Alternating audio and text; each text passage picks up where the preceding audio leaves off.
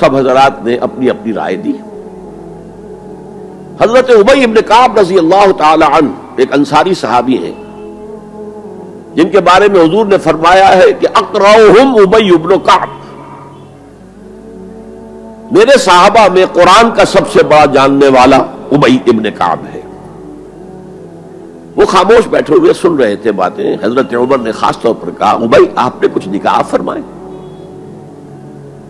اب انہوں نے کہا کہ امیر المومنین دیکھیے اگر کبھی آپ کو کسی ایسے جنگل میں سے گزرنا پڑے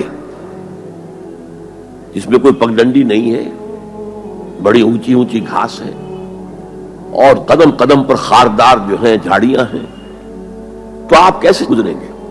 جسے میں بار بار کہہ رہا ہوں پھونک پھونک کر قدم رکھنا.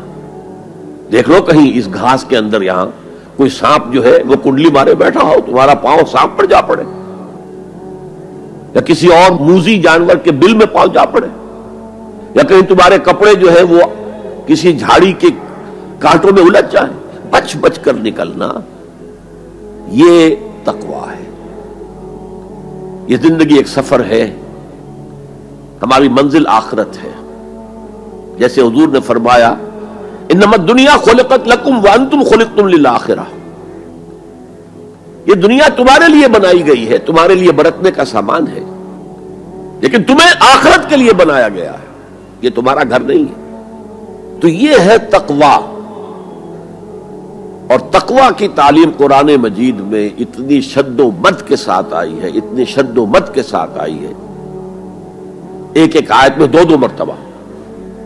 سورۃ النساء کی پہلی آیت یا ایھا الناس اتقوا ربکم الذی خلقکم من نفس واحدۃ وخلق منها زوجها وبث منهما رجالا کثیرا ونساء واتقوا اللہ الذی تساءلون به والارحام ان اللہ کان علیکم رقیبا. ایک آیت میں دو مرتبہ تقویٰ کا حکم. اے لوگوں، اے بنی آدم، اپنے اس رب کا تقویٰ اختیار کرو جس نے تمہیں ایک جان سے بنایا، اسی سے اس کا جوڑا بنایا اور ان سے کثیر تعداد میں مردوں اور عورتوں کو زمین میں پھیلا دیا. یہ 600-650 کروڑ جو انسان آج دنیا میں ہے، یہ سب کون ہے؟ آدم اور حوا کی نسل سے ہیں. پھر اسی آیت میں دوبارہ واتقوا اللہ الذی تساءلون به والارحام، تقویٰ اختیار کرو اس اللہ کا جس کا ایک دوسرے کو واسطہ دیتے ہو. کوئی سائل مانگتا ہے تو اللہ کے نام پر مانگتا ہے.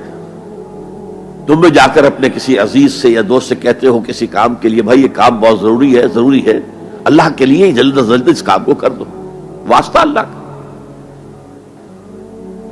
یا جیسے کہ سورہ حشر میں ایک آیت میں دو دفعہ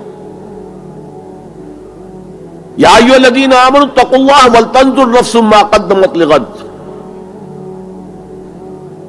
واتقوا اللہ ان اللہ خبیر بما تعملون.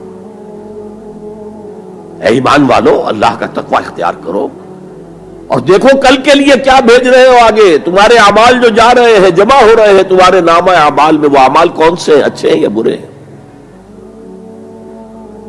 اور اللہ کا تقویٰ اختیار کرو اور دیکھو، جان لو وہ تمہارے اعمال سے باخبر ہے، بے خبر نہیں ہے. تاہم یہ الفاظ جو ہے میرے نزدیک قرآن مجید میں تقویٰ کی تاکید کے اعتبار سے انتہائی مؤکد مقام ہے. جیسا کہ میں نے عرض کیا، صحابہ گھبرا گئے، حضور اللہ کے تقویٰ کا حق کون ادا کر سکتا؟ پھر جب سورہ تغابن کی آیت نازل ہوئی تو ان کے جان میں جان آئی. وہاں فرمایا گیا فاتقوا اللہ ما استطعتم، اللہ کا تقویٰ اختیار کرو جتنا بھی تمہارے حد استطاعت میں ہے، امکانی حد تک اللہ کا تقویٰ اختیار کرو. پھر جان میں جان آئی. آدمی اپنے مقدور بھر اپنی ہمت کے مطابق تو کام کر سکتا ہے، لیکن اللہ کا حق ادا کرنا